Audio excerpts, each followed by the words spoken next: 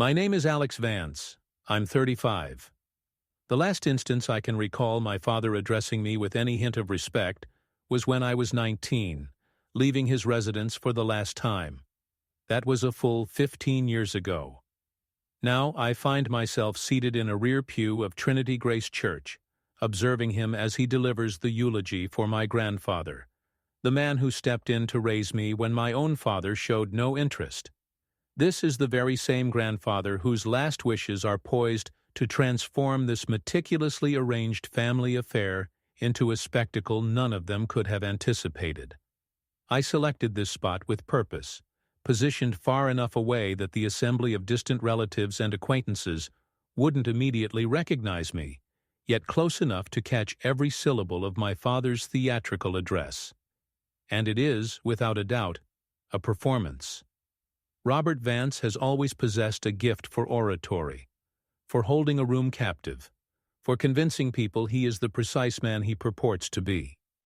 "My father stood as a cornerstone of our community," he proclaims, his voice resonating with that recognizable, commanding tone that used to make me feel small as a boy.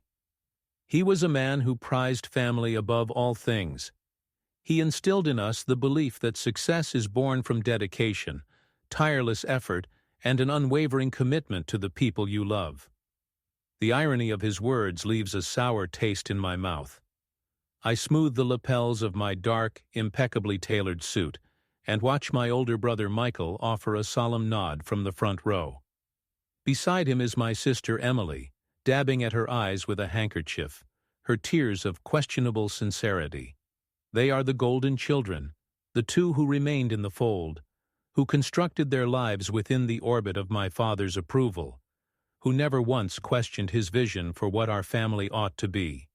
I was never destined to fit that particular mold. From a young age, I was the clear outlier in every conceivable fashion.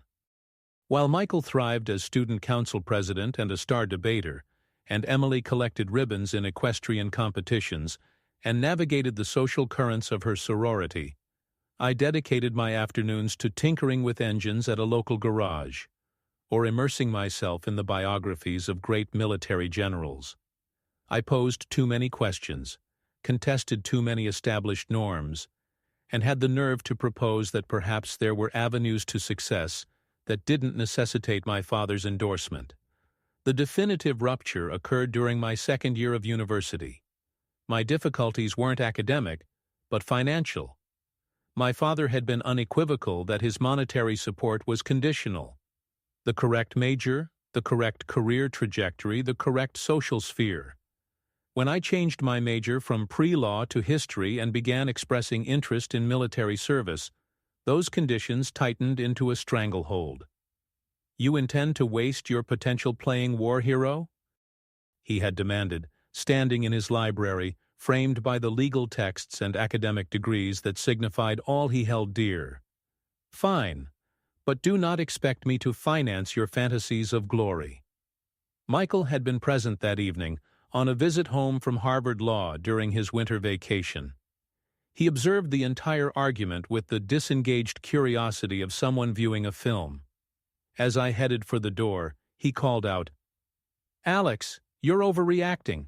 Just apologize and pick a sensible career." Emily's input arrived later as a text message. "Dad is just concerned for you. Why can't you just be normal for once?" Normal?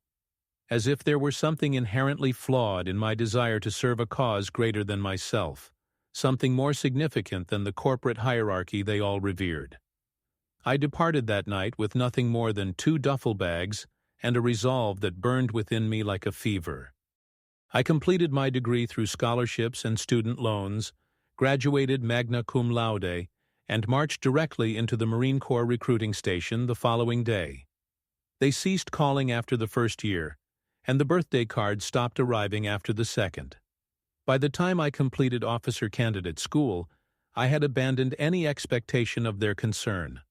The subsequent years became a whirlwind of overseas deployments, rigorous training missions, and a gradual ascent through the ranks in a sphere where one is judged not by their surname or paternal expectations, but by their skill, their integrity, and their capacity to make unthinkable choices under extreme duress.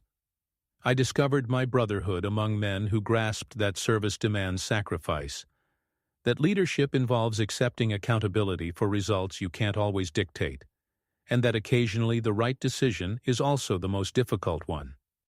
There were times I considered reaching out when I was promoted to captain, when I received my first major decoration, when I was chosen for advanced special operations training. But the prolonged silence had hardened into a barrier that felt too formidable to breach. They had finalized their judgment of who I was and what I represented. I, in turn, made my choice about who I could become in their absence. The most recent contact I'd had with any of them was 3 years prior. A Facebook message from Emily announcing her engagement to some investment banker. "Family dinner next Sunday to celebrate," she had written. "You should come if you're around, if you'd like." That casual afterthought stung more profoundly than an outright snub would have. I didn't reply then, and I wouldn't have come back now, were it not for the call I received 2 weeks ago. Grandpa Thomas Vance, my father's father, had died peacefully in his sleep. The attorney managing his estate had somehow obtained my contact details and notified me that I was named specifically in his will. "There will be a reading immediately after the funeral," he had clarified. "Your attendance is strongly requested." Grandpa had always been distinct from the others. He had come to this country as an immigrant with little more than ambition and an unyielding work ethic, transforming a modest construction company into a respected local enterprise through sheer force of will. He never fully endorsed my father's shift from blue-collar beginnings to white-collar aspirations, and he had been the sole family member who seemed genuinely proud of my choice to join the military. Our final exchange was 5 years ago, just before I deployed to a high-threat region. He had phoned me himself. He had somehow managed to keep my number when everyone else had discarded it. "Alex," he had said in his thick accent, "I know your father is a hard man, stubborn. But you must remember, family is more than just blood. Family is the people who stand beside you when everything else collapses." I had reflected on those words during 12 months of desert grit, searing heat, and the relentless pressure of choices that could determine life or death for the men in my command. I had thought of them when I returned to a nation that seemed unsure whether to applaud my service or pretend I didn't exist. And I was thinking of them at this moment, watching my father conclude his eulogy with a final, perfectly polished sentiment about legacy and devotion. The service ends with military honors. Grandpa had served in Korea, a fact my father seldom brought up.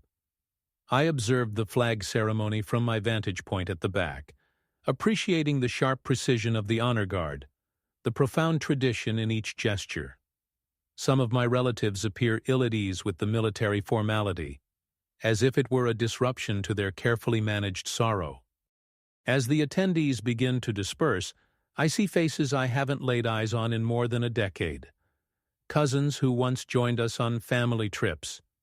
Aunts and uncles who stood by silently as my father effectively erased me from the family story. A couple of them look my way, but their recognition is delayed and hesitant. 15 years can change a man, particularly when those years are spent being tested by fire. I hold back until the church has mostly emptied before I make my way toward the front. My father is in quiet conversation with the funeral director, my siblings positioned on either side of him like honor guards. They still haven't noticed me. Or if they have, they don't recognize the man I am now. "The reading is scheduled for the parish hall," the director says. "If you require a few more minutes." "No," my father answers. "My father was always a punctual man. We ought not to delay."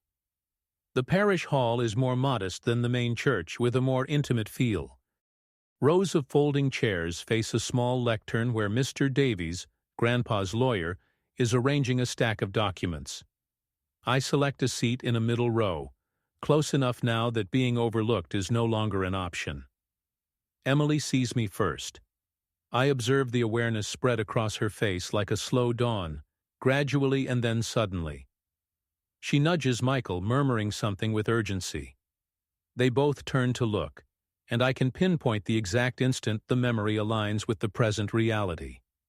Michael leans toward my father and speaks in a low voice. My father's head swivels, and for the first time in 15 years, our eyes meet. He appears older than I remembered, with more gray at his temples. The self-assurance I recalled has hardened into something more rigid. His gaze narrows, taking in my appearance, the military posture I can never fully discard, the quiet self-possession born from years of command, the simple fact of my presence. But he makes no move toward me, and neither do they. They remain clustered in the front row, a defensive unit, casting occasional glances back at me as if I were an unsolvable enigma. Mr. Davies calls the gathering to order. We are convened for the reading of the last will and testament of Thomas Wei Ming Vance, known to many of you as William.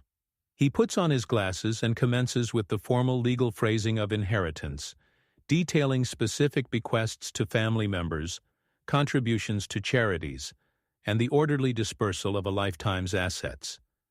Michael is to inherit the family home. Emily receives the art collection and my grandmother's jewelry. Various cousins are given smaller sums, gestures of familial affection. I listen to the recitation of names, wondering why I was called here merely to witness what everyone else would receive from Grandpa's estate. Then Mr. Davies halts, leafs through his papers, and fixes his gaze directly on me. To my grandson, Alex Vance, who chose honor over comfort and service over safety, I bequeath the entirety of my business holdings, real estate investments, and all associated assets. His voice is steady and clear in the abruptly stilled room.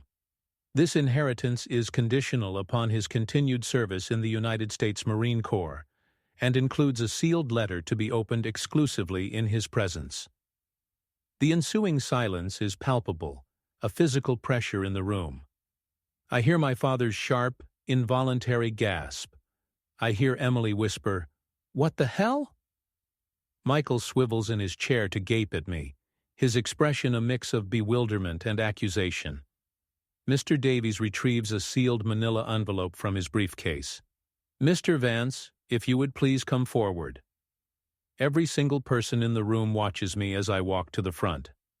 My stride is even and deliberate, the same cadence I've used entering briefing rooms where the stakes were counted in human lives, not financial figures. But my heart is pounding against my ribcage. The envelope feels heavier than it should. On the front, in Grandpa's unsteady but resolute script, it reads, "For Alex, my proudest achievement." I tear the seal and unfold 2 pages of meticulously written text. Mr. Davies waits with professional patience as I read, but I can feel the tension emanating from my family, as tangible as heat from a furnace. The letter begins with recollections, teaching me to drive his old work truck, listening to my ambitions for a military career, when everyone else wrote them off as youthful daydreams. He spoke of the pride in his voice when he would tell his friends about his grandson who was making a real name for himself in the Marines. But it's the second page that causes my throat to constrict. "Alex, by the time you read this, you will have achieved more than any of us could have imagined. I may not grasp all the specifics of your duties. The lawyers made me sign documents vowing not to disclose what they shared, but I understand enough to know that you became the very man I always knew you could be. Your father believes success is counted in dollars and social standing. Your siblings believe contentment is found in approval and fitting in. But you learned what I learned as a young man in a strange land.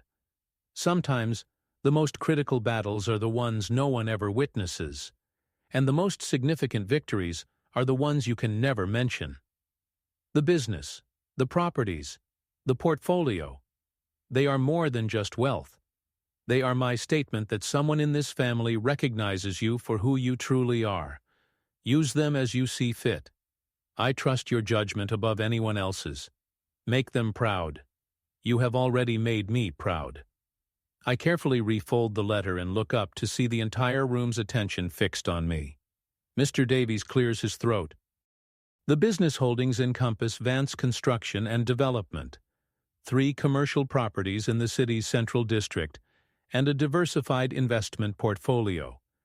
The total estimated value of this bequest is approximately $7 million. Emily's gasp is loud in the quiet room. Michael looks as if he has just been struck. My father is completely motionless, a stillness I recognized from my childhood when he was struggling to contain his anger. There must be some kind of error, he says at last. His voice is low, but it carries the sharp edge of command he has always used as a tool. Alex has not been a part of this family for 15 years.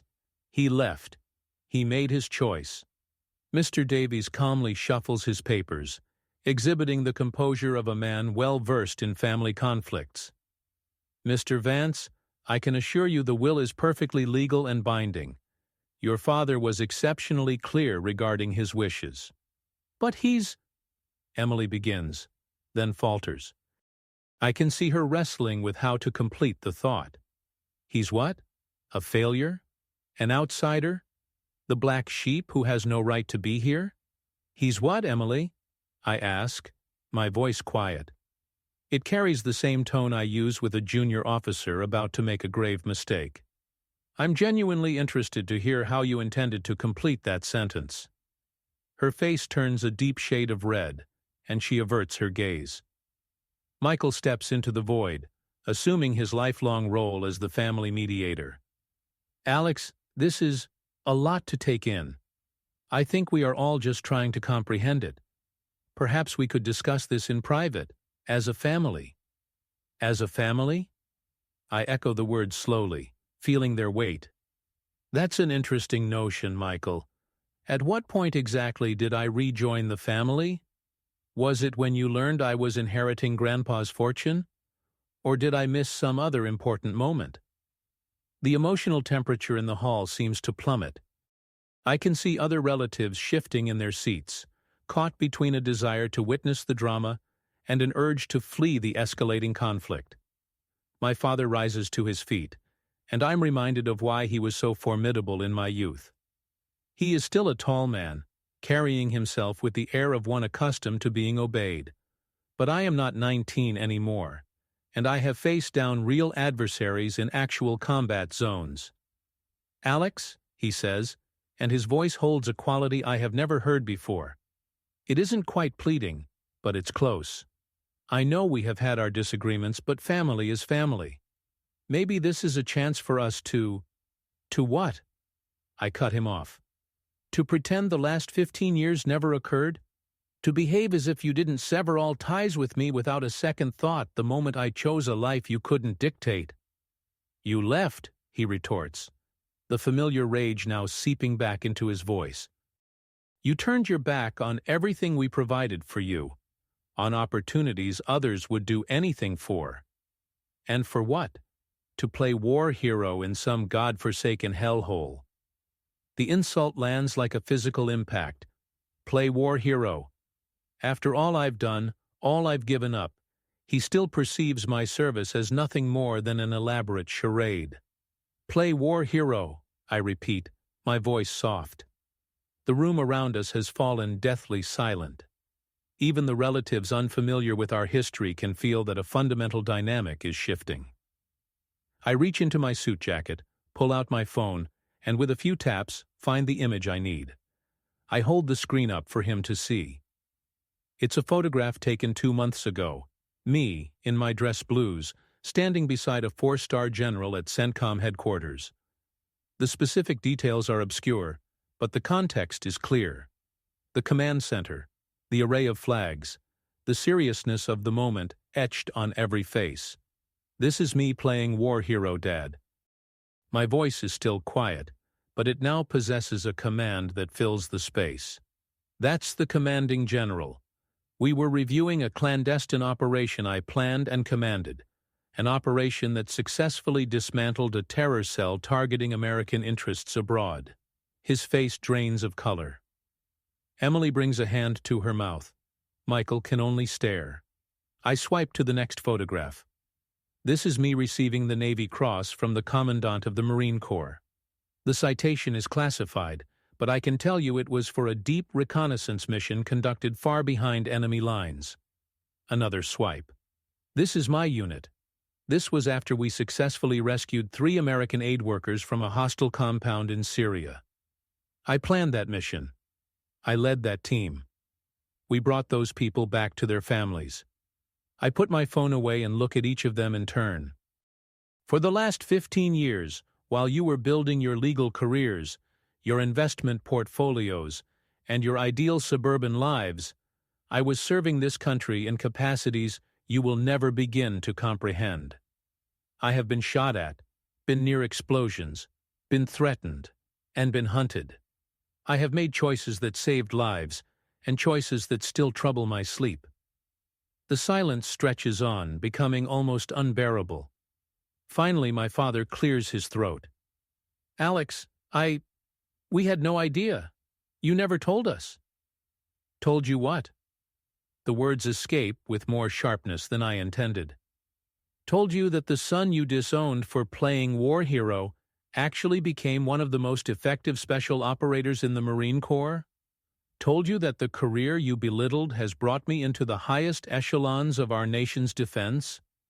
Told you that while you were dismissing me as a lost cause, I was quite literally fighting to preserve the very freedoms you so casually enjoy? Emily is weeping now. Genuine tears this time. Michael looks as if he wishes the floor would swallow him whole.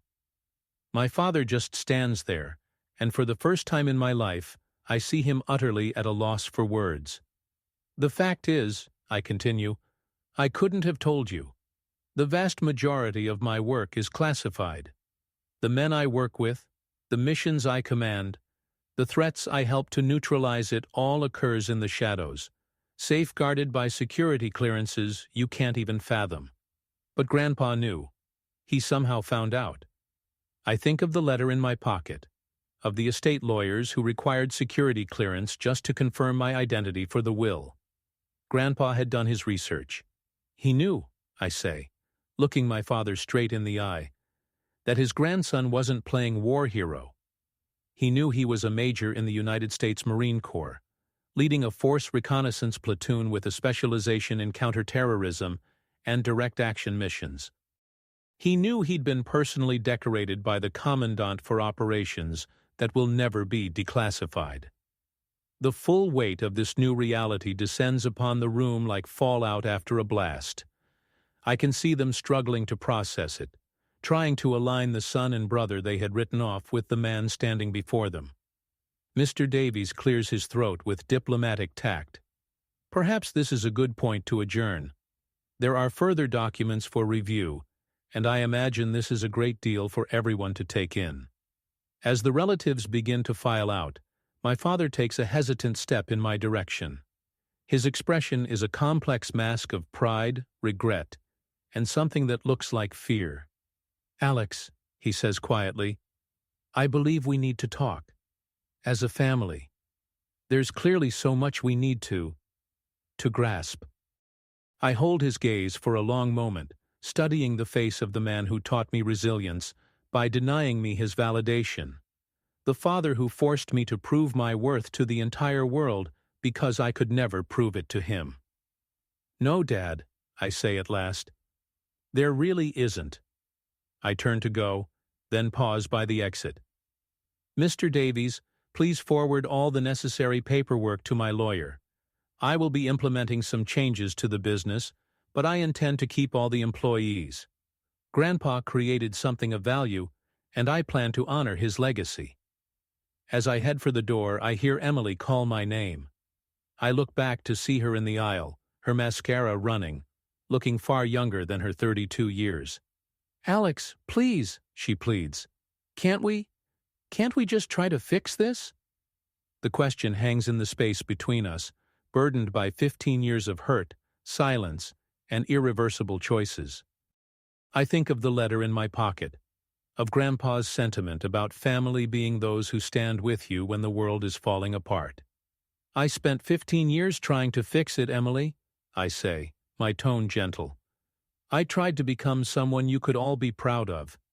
It just so happens I had to do it without any of you. I walk out into the bright afternoon sun, leaving them to grapple with the man I became while they were not watching. My phone vibrates. It's a message from my executive officer at MARSOC. A situation is unfolding that requires my immediate input, a crisis demanding the kind of judgment and skill I have spent my entire adult life honing. Driving away from the church, I consider Grandpa's letter once more. He was correct about family, but he was also correct about something else. The most critical battles are the ones no one ever witnesses, and the most significant victories are the ones you can never mention. For 15 years, I fought battles they will never comprehend, won victories they will never hear about, and became a man they never dreamed I could be.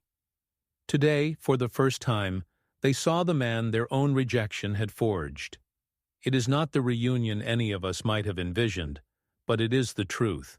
And at times, the truth is the only form of justice one can find. My name is Alex Vance. I'm 35 years old, and I have just inherited $7 million from the only man in my family who ever truly knew me.